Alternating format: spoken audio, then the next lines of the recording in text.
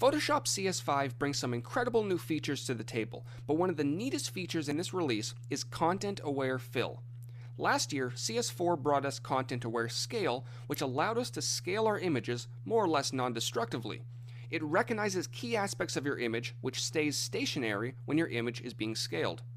In this release, content-aware fill allows us to magically remove objects from our photos, and Photoshop will systematically fill in the deleted area.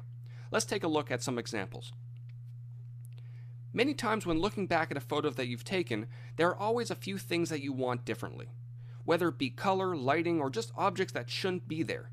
Content-aware fill is made for those pesky objects. Just like content-aware scale, Photoshop is aware of the different aspects of your image and can guess to a pretty accurate degree what should be there instead. In this image, the chair to the far right bothers me a lot. I'd like to only have the orange chair visible in this photo. I could just crop out that section of the photo, but I'd like some extra sand to the right.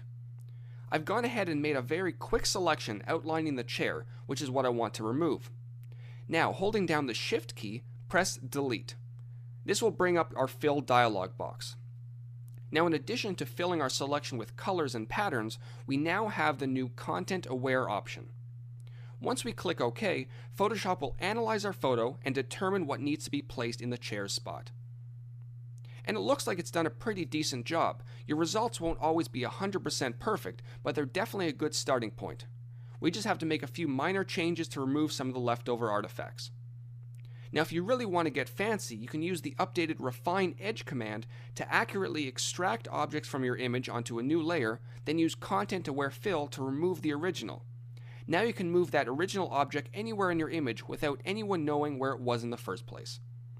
And that's Content-Aware Fill, new to Photoshop CS5.